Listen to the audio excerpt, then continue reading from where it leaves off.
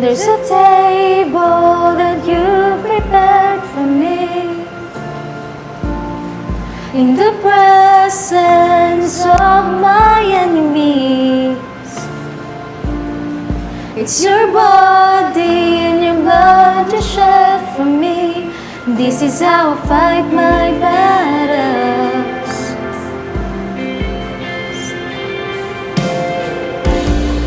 There's a table that you prepared for me in the presence of my enemies.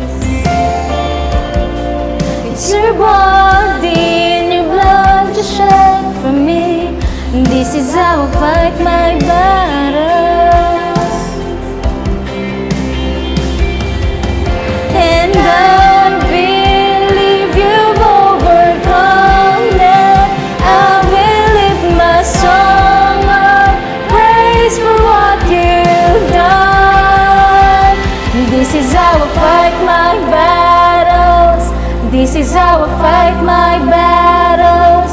This is how I fight my battles. This is how. This is how I fight my battles. This is how I fight my battles. This is how I fight my battles. This is how. In the valley, I know that you're with me, and surely your goodness and your mercy follow me. So my weapons of praise and thanksgiving. This is how I fight my battles. And I believe you've overcome it. I will lift my song of praise for what you've done. This is how I fight my battles. This is how I fight my battles. This is how I fight my battles. This is how. This is how I fight my battles. This is how I fight my battles. This is how I fight my battles. This is how. Lord, we surrender to you our battles, oh Yes, God. Lord God. For with you, Lord, we got the victory. Yes, Jesus.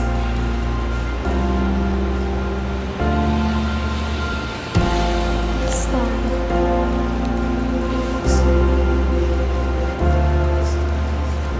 May look like I'm surrounded, but I'm surrounded by you. It may look like I'm surrounded, but I'm surrounded by you. It may look like I'm surrounded, but I'm surrounded by you. It may look like I'm surrounded, but I'm surrounded by you.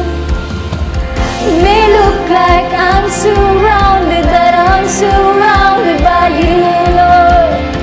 It may look like I'm surrounded, but I'm surrounded by you. It may look like I'm surrounded, but I'm surrounded by you. It may look like I'm surrounded, but I'm surrounded by you. This is how I fight my battles. This is how I fight my battles. This is how I fight my battles. This is how. This is how I fight my battles. This is how I fight my battles. This is how I fight my battles. This is how. May look like I'm surrounded, but I'm surrounded by you. May look like I'm surrounded, but I'm surrounded by you. May look like I'm surrounded, but I'm surrounded by you. This is how I fight my battles. This is how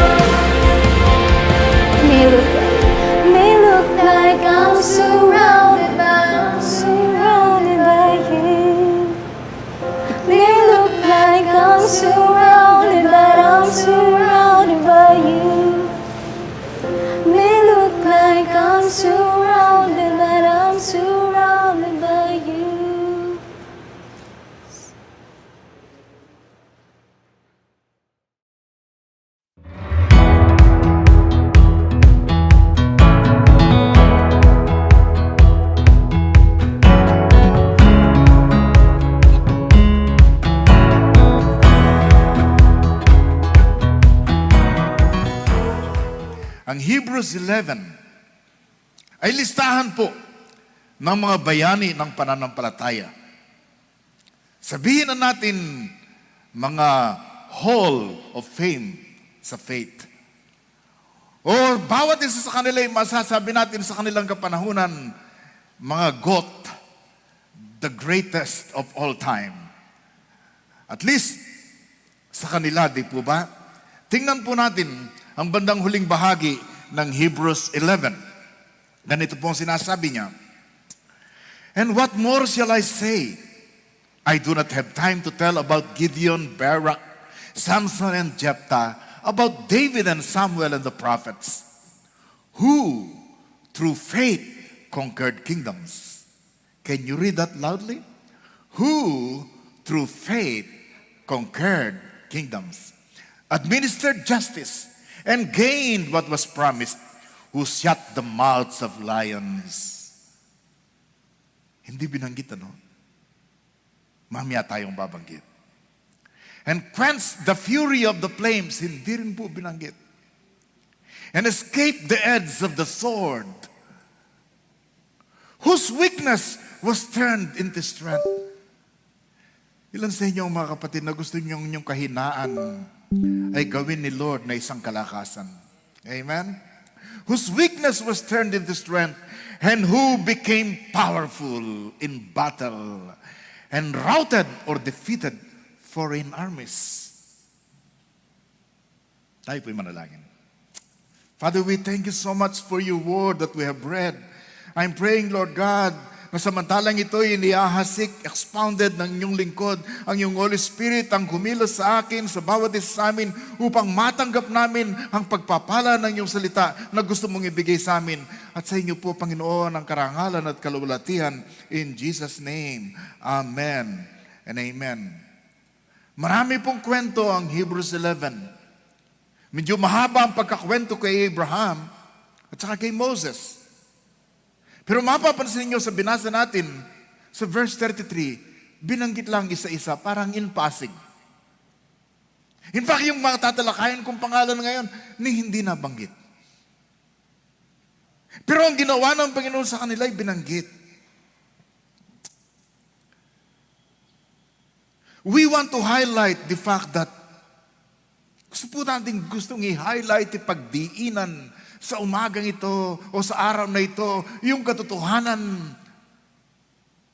ng mga taong ito ay nagtagumpay sa digmaan, nagtagumpay sa kanilang mga challenges, nagtagumpay sa pakikibaka, ang kanilang weakness ay naging strength dahil sa isang bagay, dahil sa isang factor, the faith factor. By faith, they defeated armies. By faith, their weakness was turned to strength. By faith, they overthrew kingdoms. By faith, they were conquerors. By faith. Hindi sapagkat sila yung malalakas, matatalino, super giant, nang higit sa atin. Pero niliwanag dito, who through faith conquered kingdoms. Nang ibig sabihin, kahit anong kalagayan natin sa buhay ngayon, kahit anong kahinaan mayroon ka, pwede kang manaig, pwede kang magtagumpay, pwede mong harapin ang mga challenges mo because of your faith in the Lord. Because of your faith in the Lord. Hallelujah. Purihin po ang Panginoon. Oops, nawawala po ang aking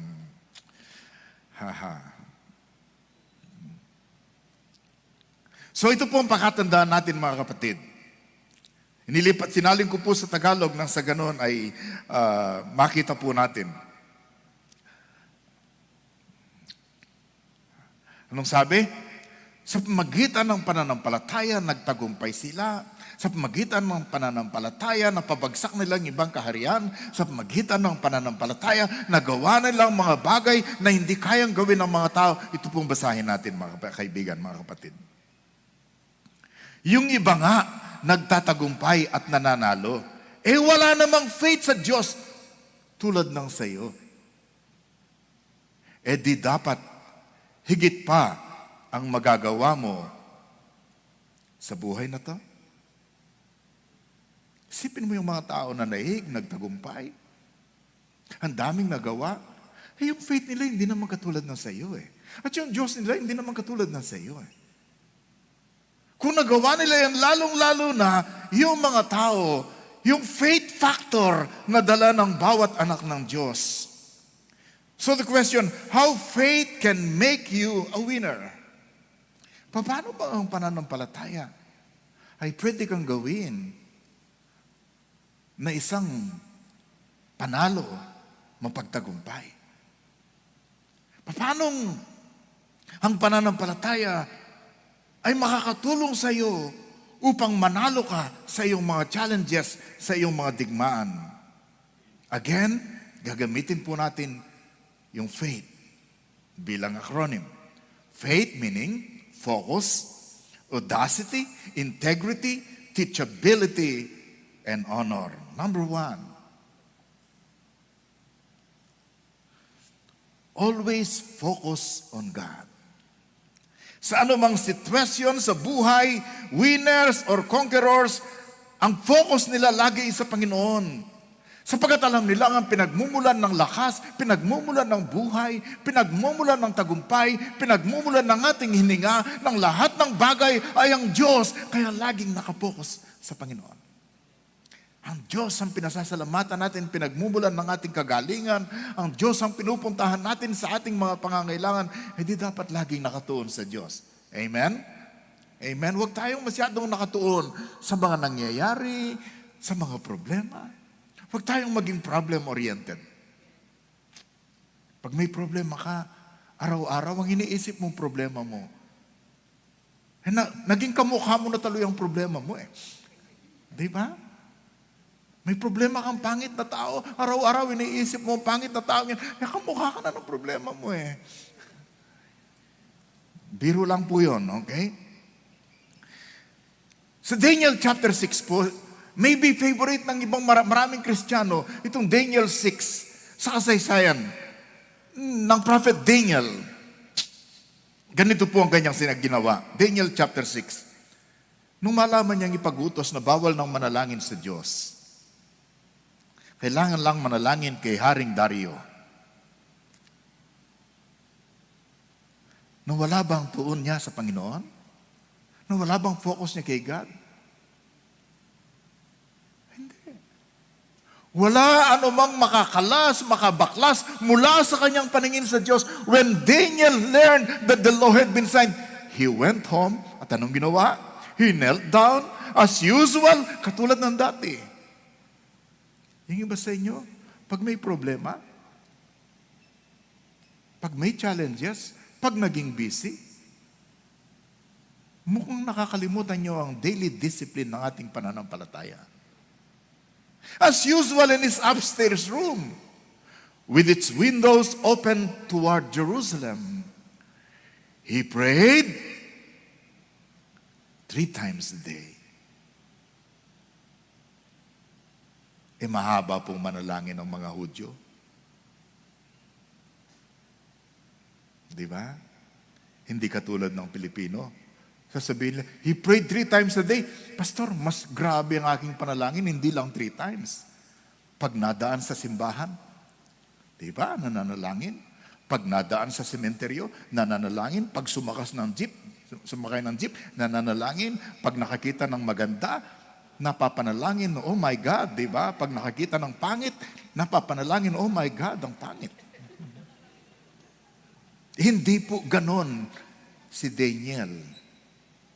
Sapagat tingnan niyo ang kanyang ginawa. He prayed 3 times a day, he knelt down, he prayed 3 times a day, just as he had always done, giving thanks to God. Kapatid, kahit anong kinakaharap mong problema, huwag mawala ang pagtuon ng pansin mo, ng focus mo sa ating Panginoon. Sa pananalangin, sa pagluhod, sa pananampalataya. At kahit po sa Daniel chapter 1, that should be, okay. Sabi rito, there are no wise men, enchanters, magicians, or fortune tellers who can reveal the king's secret. That's Daniel chapter 2. But there is a God in heaven who reveals secrets. And he has shown King Nebuchadnezzar what will happen in the future. Now I will tell you your dream. Alam niyo? Nung i-execute ng lahat ng mga astrologers, ng mga wise men, dahil hindi nila masabi ang panaginip ng hari at saka ang kahulugan ng panaginip, sabi niya, teka muna, bigyan niyo kami ng pagkakataon. Tatanungin ko ang Diyos. Ang sabi niya ganun, bandang huli, wala pong pwedeng mag-reveal nito, ang Diyos lamang. So sa gitna ng isang problem na i-execute sila, mamamatay sila, saan pumunta si Daniel? Sa Panginoon. Nung walang pandemic, pinupuno natin ito. Nung magka-pandemic for a while, natakot tayo na wala tayo dito. Pwede ba kayong mga nananalangin na mawala ng pandemic? Sasabihin nyo kay Lord, Lord, pag wala na po yung istorbong ito, yung sipon na ito, yung ubo na ito, yung sakit ng likod na ito, yung lagnat na ito, mapupuno po muli ang aming worship center. Amen? Focus on the Lord. Okay. Pangalawa, audacity for God. Ano po yung salitang audacity? It means boldness, daring, courage, guts. Yung handa siyang gumawa ng mga mapangahas na hakbang na walang takot. Yeah. Are we daring? Are we courageous? Daniel is one of them sa Daniel 1. But Daniel was determined not to defile himself. Nung sila po'y pinatapon sa Babylonia, tapos nakita ang kanilang galing, isinama po sila sa pag-aaral, sa pagtuturo doon sa Royal University of Babylon. Tapos binigyan sila ng supply ng pagkain ng palasyo. Pati alak.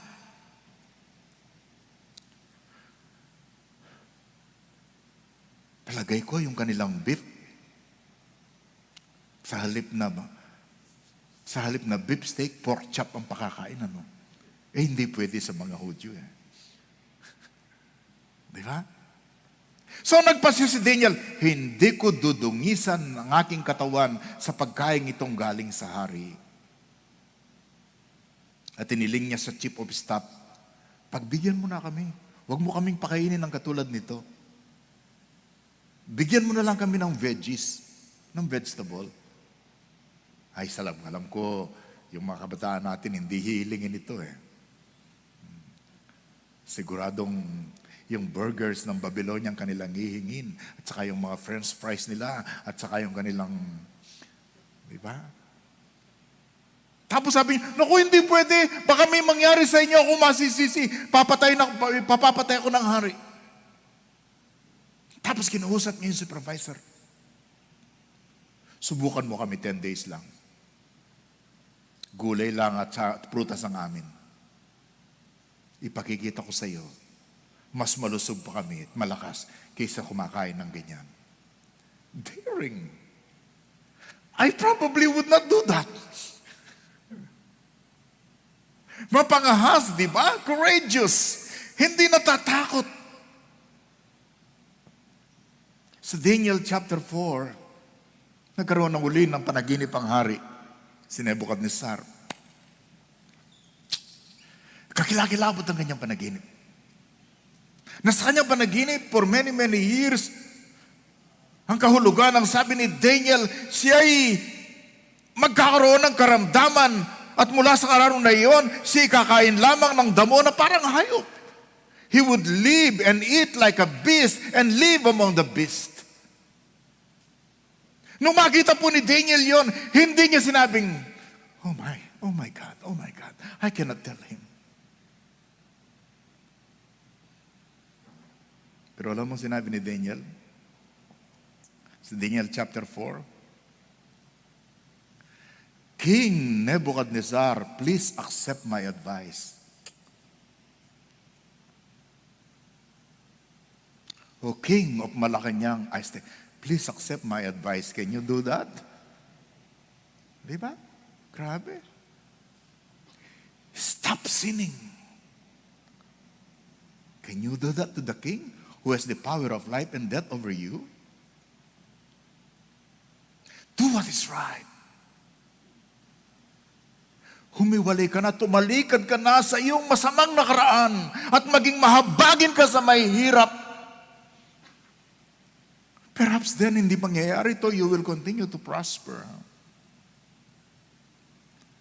Such audacity, such courage, such daring. Yung binasa po natin kanina. In another era, bumagsak ng Babylonian Empire. Ngayon, nandyan ang Middle Persian Empire at mayroong hari na pinaglingkuran si Daniel. Alam mo, pag magaling ka, kahit anong empire pa dyan at anong hari, empires will come and go, kingdoms will come and go, kings will come and go, but the servant of the Lord na totoo ay talagang kukunin lagi. Di ba? Saan nakita nilang magaling si Daniel, makaranasan sa Babylonian Empire. Dinivided Darius. You know, I was trained among Americans. Ang basa nila dito sa English ay sa Darius, Darius. Kaya nung pag binabasa, napapapunta. Palagay ko, Darius ang tama eh. Kasi Asian ito eh, di ba? But anyway, ang sabi niya, he divided the kingdom with 120 big provinces. 120 regions. At sa bawat region, mayroong governor.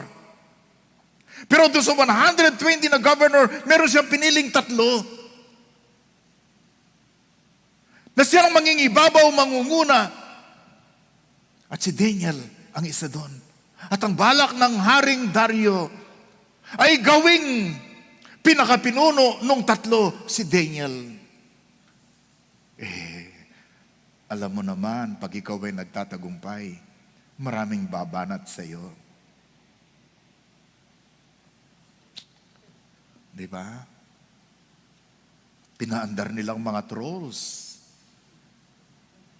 Inimbitahan nila ang Persian Bureau of Investigation, PBI.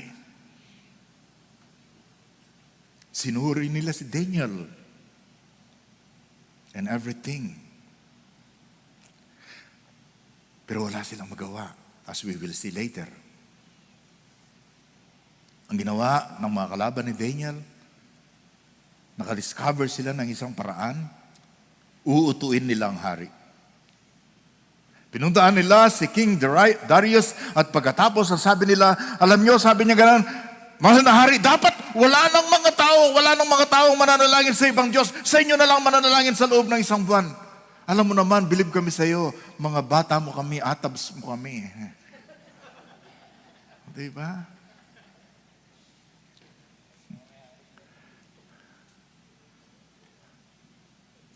Believe naman si Dario, si King Darius. Sabi, gumawa ka ng batas. Bawal manalangin sa kanino mang Diyos, liban kay Dario.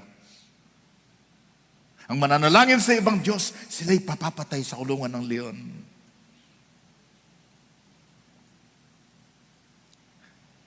Ano bang ginawa ni Daniel? Ay, kung taga-Zion si Daniel, sasabihin niya, ay, 1 buwan lang naman pala eh, matitiis ko yon. Biro mo, hindi na ako magbabasa ng Biblia, hindi na ako magdi-devotion, wala nang matisisita sa akin. Di ba? 1 month lang naman. Understanding naman si God.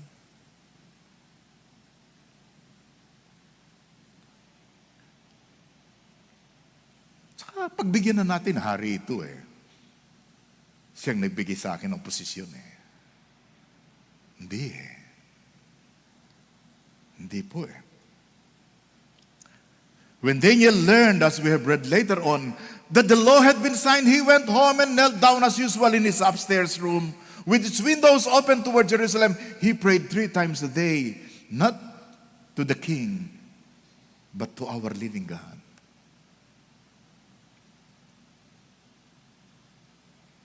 Ikaw ba'y mag-church pa rin pag bawal nang pumunta sa mga church?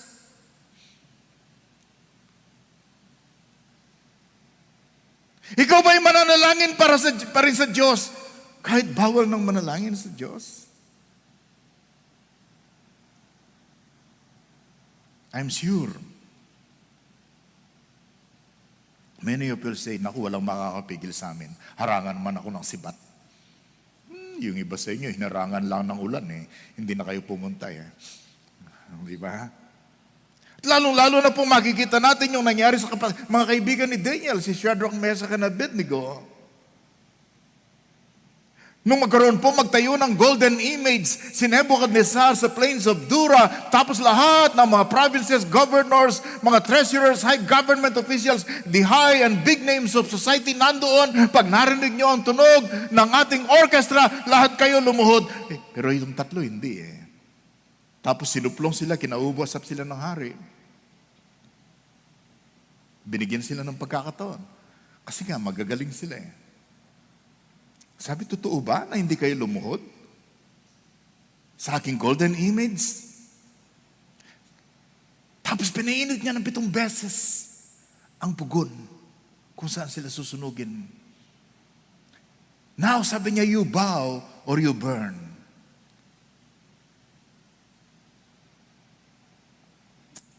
Of course, alam natin ang tugon ng tatlong ito. Basahin na lang natin siguro yung 18, ang sabi. But even if, kayang-kaya kaming iligtas ni God. Pero kung hindi man niya kami ililigtas, we want to make it clear to you, Your Majesty, that we will never serve your gods or worship the golden statue you have set up. Kayang-kaya kaming iligtas ni Lord. Pero kung hindi man niya kami ililigtas, patay kung patay. Hindi namin paglilingkuran ang inyong Diyos-Diyosan. Wow! Parang ganito Kayang-kaya kong tulungan ni Lord. Kayang-kayang i-provide ni Lord ang aking needs. Kayang-kaya kong bigyan ni Lord ng boyfriend. Kayang-kaya kong bigyan ni Lord ng girlfriend. Pero kahit hindi niya ako bigyan ng boyfriend, kahit tumanda akong dalaga, hindi pa rin ako susuway sa kanya. Mas simple lang yun, di ba? Mas matindi. Ni kay Shadrach, Meshach, and Abednego.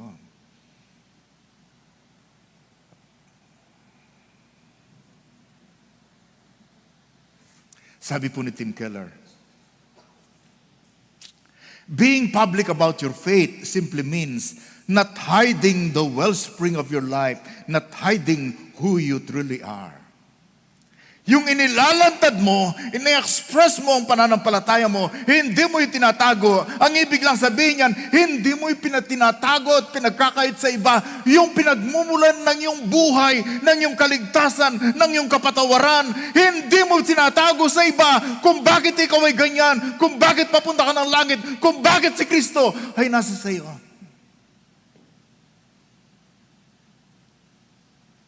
Kasi nga naman kagaya ng pinost ni Pastora picture, di ba? Nakasakay ng eroplano. Handa silang sumakay ng eroplano at pumunta sa pasyalan. Handa silang pumunta sa mga mall. Handa silang pumunta sa mga palengke. Handa nilang gawin ito. Handa silang pumunta doon. Pero hindi handang pumunta sa church. Sabihin nga ninyo, hindi ganun ang taga Zion, di ba? Hindi ganun ang people of God. Sige nga, pumalakpak tayo. We dare to be a Daniel. Pangatlo, medyo mahaba tayo ata. Integrity for God. Integrity for God. Integridad means honesty, reliability, truthfulness. Siguro sasabi natin, ito po siguro ang pinakasikat na karakter ni Daniel. Di ba? Ito siguro ang pinakasikat Kaya, madalas kong sabihin, ang pangalan niya ay Daniel, ang apelyido niya ay integrity. Daniel is the name, integrity is the surname. You can call him Mr. Integrity. That's Daniel. Di ba kagaya ng aking kinwento kanina? No, simulan natin sa chapter 5.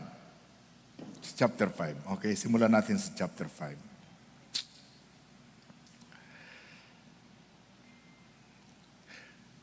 Nagkaroon ng party si King Belshazzar.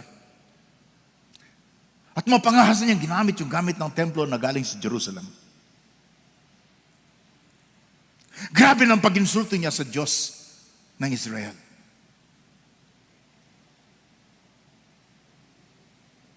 Grabe ang kanyang atake. And then samantalang sila nagpa-party, thousands of them. Nakikita sila ng isang kamay sa dingding. Walang katawan, walang ulo, walang paa, kamay lang. Pag nakita mo gano'n, siguro doon nakalantad ang liwanag, siguro sa may pinaka-platform at saka sa dingding, katulad dito. At ang kamay nagsimulang magsulat. Hindi ko Photoshop, talagang kamay. At ang kanyang sinulat ay, what did he write? Ano yan? Yeah. This is the message that was written many teke parsin. Hindi nila language yun. Kung sa Tagalog, ang ibig po sabihin nito ay, bilang na ang araw mo, tinimbang ka, ngunit kulang. Nang kahulugan mo para sa kanya, hindi ka nasisikatan ng araw. Kakalusin ka na. Parang probinsyano, no? Namutla ang hari, nanginig ang tuhod, kinilabutan, halos sinimatay, walang masabi. Tapos ng Mother Queen, sabi niya, merong magaling dito na matagalan niyang hindi pinapansin. Patawag mo si Daniel. Kayang-kaya niyang interpret yan. At nung si Daniel nga po ay patawag, sabi sa kanya ng hari, kung mai-interpret mo to, sabi niya ganon, gagawin kita number 3 sa kingdom. Sabi niya, dadamitan kita ng damit pang hari, bibigyan kita ng maraming reward. Anong sagot po ni Daniel? Daniel answered the king, keep your gifts or give them to someone else. But I will tell you what the writing means. Can you imagine? The promise of position and the promise of possession, tinanggihan niya. I call that integrity. Sasabihin ko pa rin ang totoo, ang sabi niya. Of course, mayroon pong political significance yun. Aanhin mo ang reward ng isang tao na alam mong mamamatay na siya o babagsak na siya pagkagabi.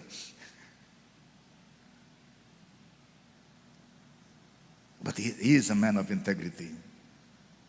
At yung Daniel 6, yung kinukwento ko kanina, hinanapan nila ng butas si Daniel ng problema.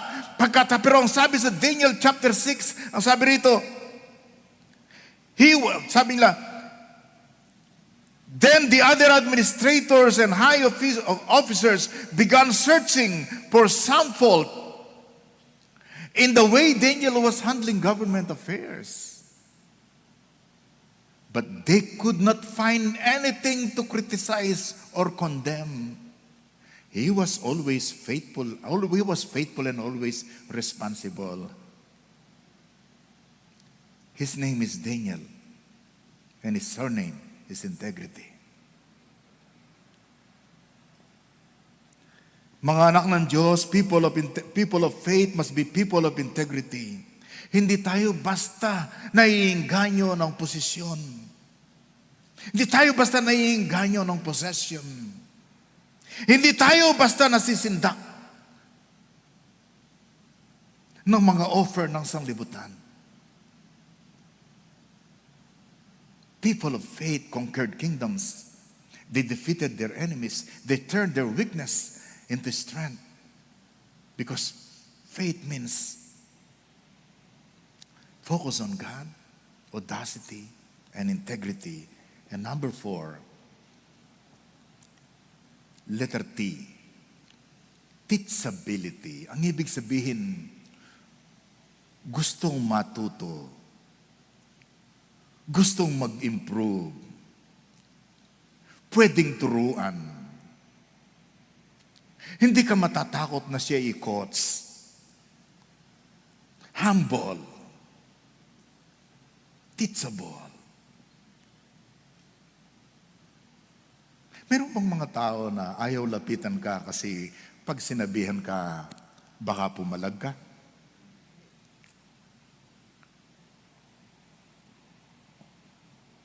Alam po niyo, nung kunin sila Daniel mula sa Israel, tinatapon sila sa Babylon, pero nakita nila magaling, in-enroll po sila for 3 years in the Royal Babylonian University. That's just my term. For 3 years. Language, culture, government or governance, philosophy, everything. At nag-aral po sila sa Daniel. At sila po'y nangibabaw. Nakita nilang sila ang galing-galing. Sa Daniel 1, mababasa na, they were to be trained for 3 years. And then, they would enter the royal service. Kung ito po'y military, they were enrolled at the Philippine Military Academy. Kung ito po'y pagkapulis, they were the PNPA. Kung ito po'y Navy sa United States, they will be enrolled at the Annapolis Naval Academy. They were in the best and they were willing to learn. And then sa panahon po ni Darius, ang sabi po sa ibang chapter, sa Daniel chapter 9, sabi, during the first year of his reign, I, Daniel, learned from reading the word of the Lord as revealed to Jeremiah the prophet. Can you imagine?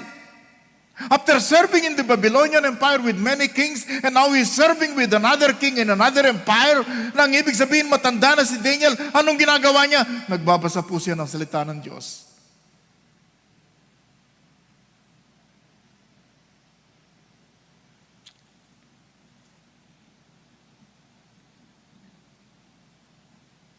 Nung meron siyang hindi maintindihan sa nangyayari, saan po niyong ginawa niya? Nag-research siya, hinanap niyang katugunan, kasagutan mula sa Panginoon. At hindi lang yun, ang sabi po sa verse 3, so I turned to the Lord and pleaded with Him in prayer and fasting. He was so humble and teachable.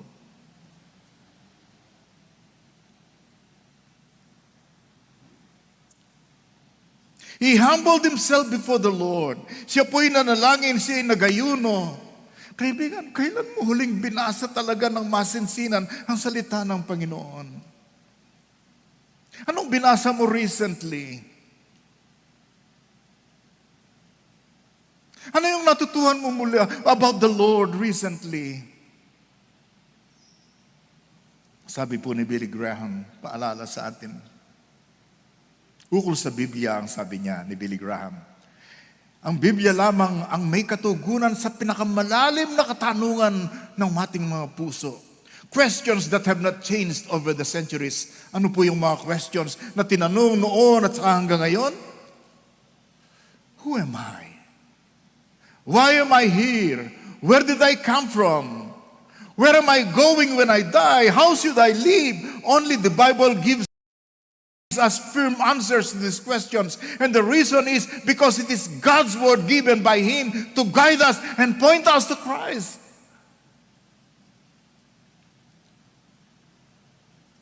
Maybe some of you, ay wala pa kayo dito, but I challenge you. Keep on growing.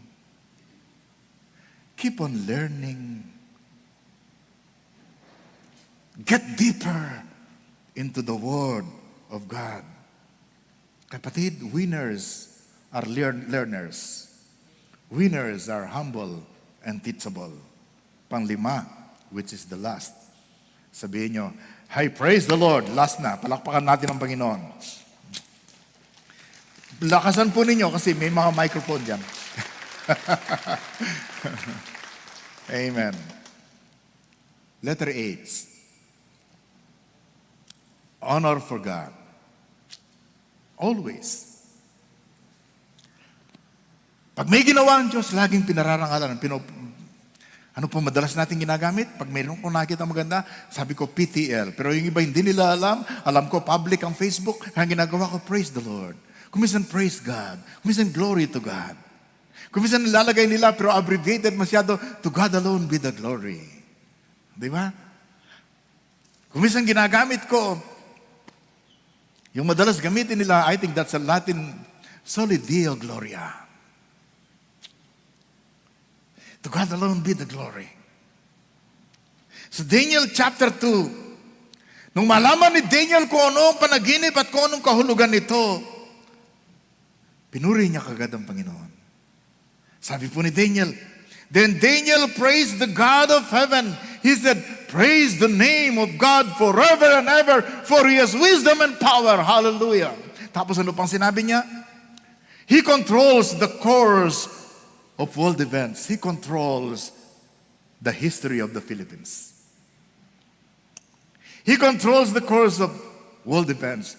He removes kings and sets up another king.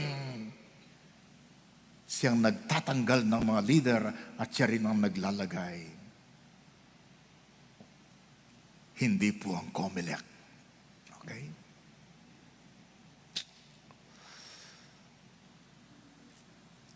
He gives wisdom to the wise and knowledge to the scholars. In the end, when Daniel honored God, God honored Daniel. You will always see that. Diba? The king said to Daniel, by the way, dahil sa ginawa ni Daniel sa kanyang testimony, pati ang hari na kumbinsi, naku talagang magaling ang Diyos mo. Grabing Diyos mo. Sobra-sobrang bilib ako sa Kanya. Di ba? Truly, your God is the greatest of gods, the Lord over kings, a revealer of mysteries, for you have been able to reveal this secret. Daniel, ang galing ng God mo.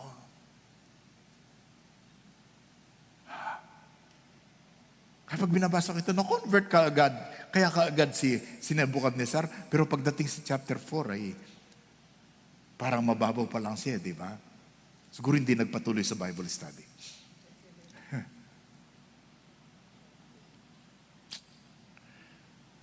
Gusto ko po yung interview ni Karen Davila. Karen Davila is a believer. Doon sa anak ni Anthony at saka Maricel Laksa Pangilinan. Alam niyo si Maricel, si Anthony of course kapatid nila ng bayaw nila ni Gary V, di ba? Inspirational, motivational speaker. Maricel Laksa used to be a beauty queen.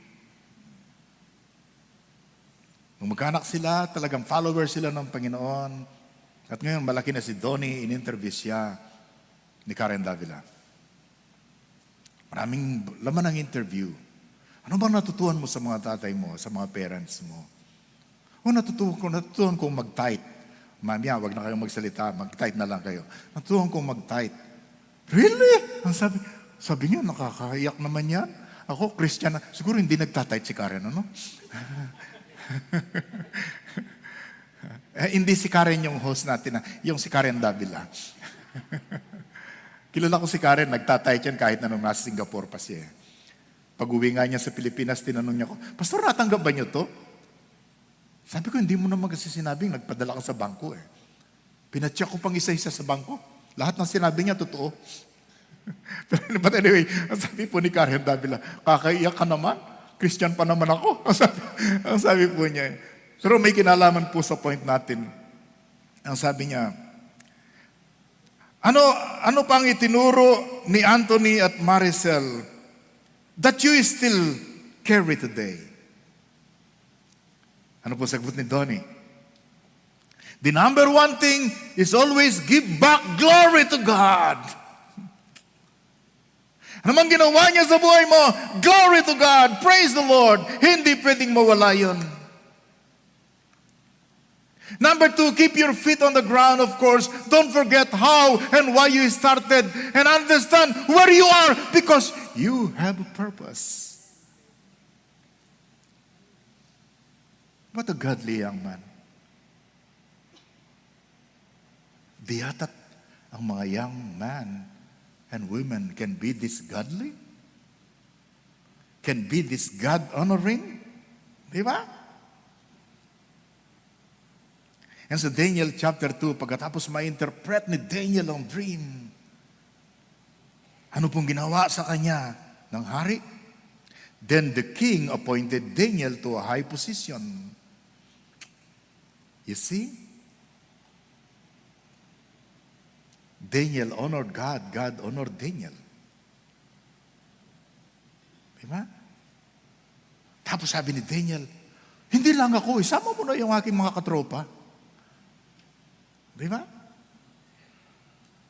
Pag binibless yung kasama mo, at talagang dikit ka doon sa tropa mo, ibibless ka rin. Right?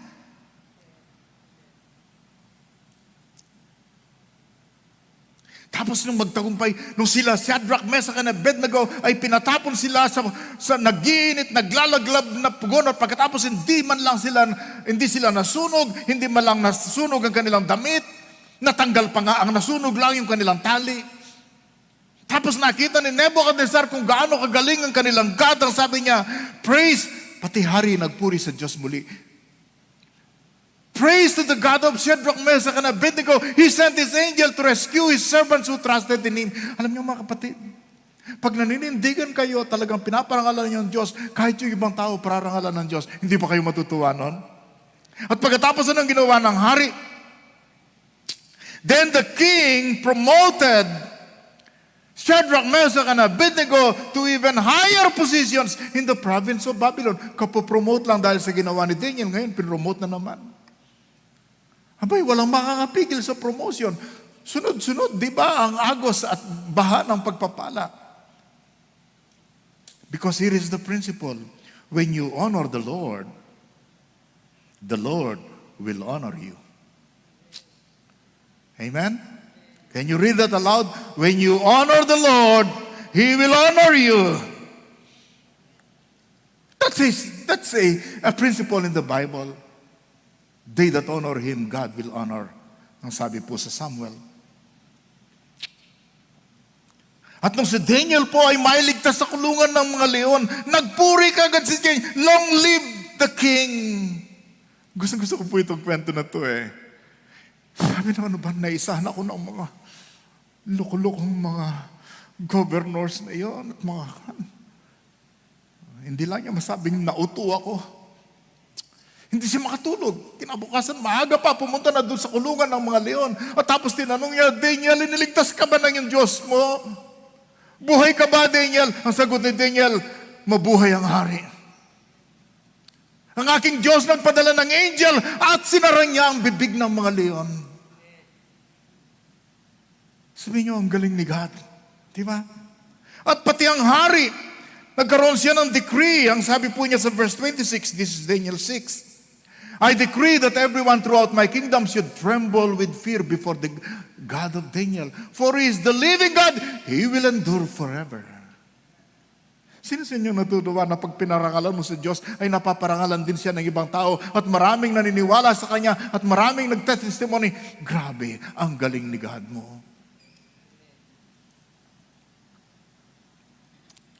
And then of course, ang ginawa ni God kay Daniel, this is in the Medo-Persian Empire already in verse 26. So Daniel prospered during the reign of Darius and the reign of Cyrus the Persian.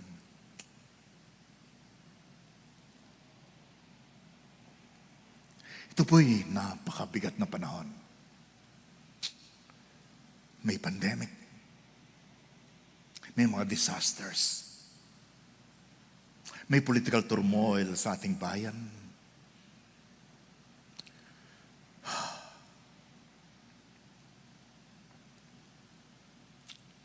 Bagsak ang ekonomiya. Ang mahal ng diesel at gasolina.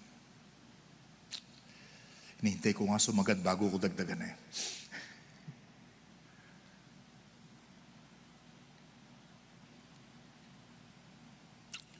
Meron tayong mga personal tragedies.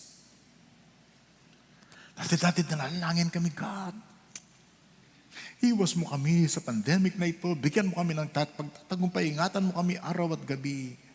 And then one day, sinipon si Divine. Tapos ako rin. Then dumating si Doc Joy. Tinest kami. Kinakabahan na ako eh. Kasi marami na akong nabasa, sinisipon lang pagka-test positive. Personal. And then, our grandchildren.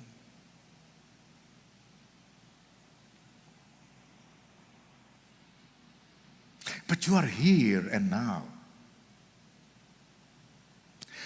At ang dahilan bakit ka buhay ngayon at nandito ka, sapagkat gusto ni God na buhay ka. At nandito ka at gagamitin ka niya now and here.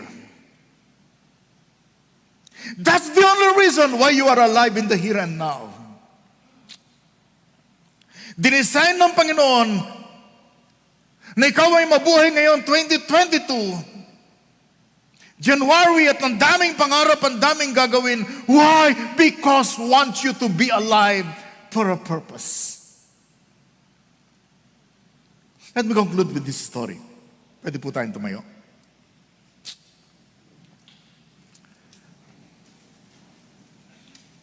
I believe by faith, sa magitan ng pananampalatayang kahinaan ay magiging kalakasan. Ang mga hamon natin ay mapagtatagumpayan. Tutumbang mga kalaban. By faith, of course. Lumabas po sa aking memory sa Facebook yung kwento ni Bishop Tindero.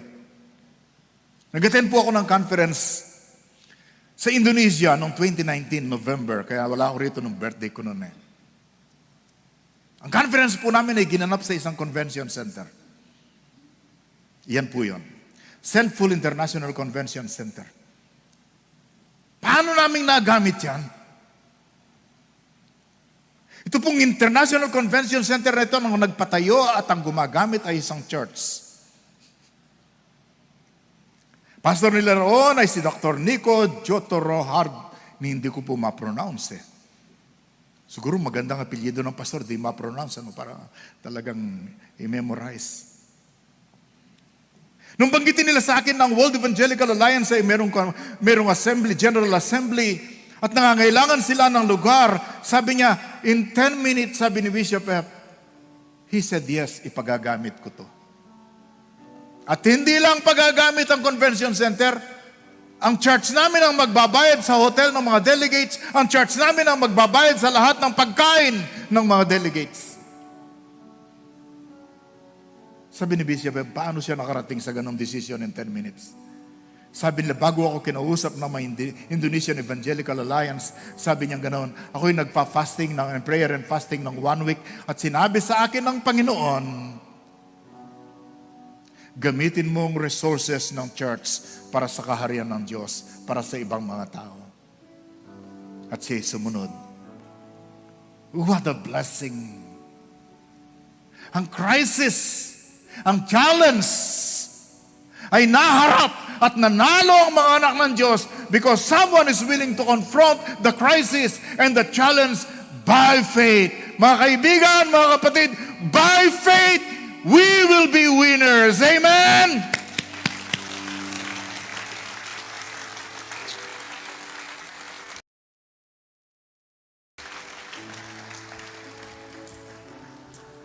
Dakila naming Diyos, help us to believe and to know that when we fight in faith, make us men and women na nakafocus sa inyo, na audacious, Panginoon, sa aming mga hakbang. Na kami magiging people of integrity, that will be teachable, and we will always honor you. And I pray that you will honor your people as they obey you today and in the coming days. To you alone, O God, be the glory and honor in Jesus' name. Amen.